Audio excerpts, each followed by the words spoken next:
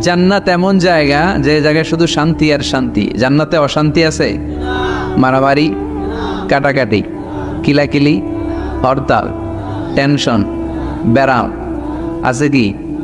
আরাম। জান্নাতে আছে কি? নাই কি? ব্যারাম। আরামের জায়গায় কোনো টেনশন নাই। জান্নাতের ভিতরে রোদ নাই, বৃষ্টি নাই, ভূমিকম্প আছে? দুনিয়াতে ভূমিকম্পের টেনশন হয় না? বন্যা আছে জান্নাতে? পুলিশের দৌড়ানি, র্যাবের দৌড়ানি আছে? বাড়ি ভাড়ার টেনশন, বিদ্যুৎ বিল, গ্যাসের বিল, গমে ধরে না আমাদের, ঠিক কি না? জান্নাতে কোনো টেনশন না। জান্নাত হচ্ছে আরামের জায়গা। আপনারা যারা যাবেন জান্নাতে 60 হাত লম্বা হয়ে ঢুকবেন। আহলুল জান্নাতে জুরদা ওয়া মুরদা, জান্নাতীরা হবে পশমবিহীন। এই যে দুনিয়াতে দাড়ি রাখা ওয়াজিব বা সুন্নাতে মুআক্কাদা, কিন্তু জান্নাতীদের গালে কোনো দাড়ি থাকবে না, মোজ থাকবে না, গায়ে পশম থাকবে না। আবনাউ সালাসিন ওয়া সালাসিন, সব জান্নাতি পুরুষরা হবে 33 বছরের তাগড়া যুবক।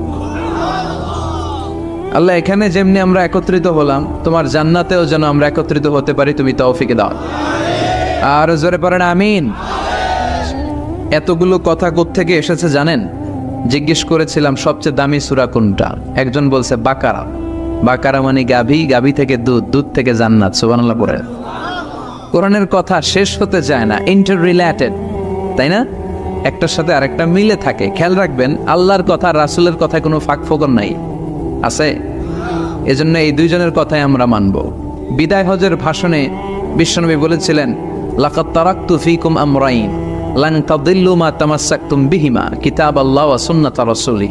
আমি তো চলে যাব, রেখে যাব দুটো জিনিস, যদি দুটো জিনিসকে মেনে চলো কখনো বিভ্রান্ত হবে না। একটা হচ্ছে আল্লাহর কিতাব, আর একটা হচ্ছে বিশ্বনবীর সুন্নাত। এই দুইটা আমরা আঁকড়ে ধরবো। রাজি আছেন তো?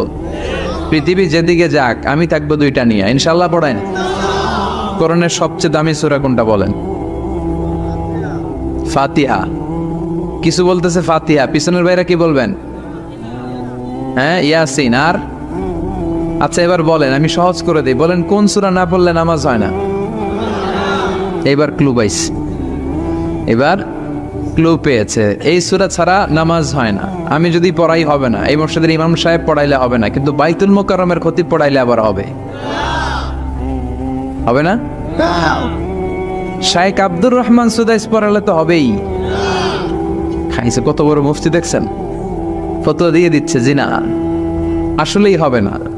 কারণ এটা এমন সূরা, এই সূরা না পড়লে নামাজ হয় না। বিশ্বনবী বুখারীর বর্ণনায় বলেছেন,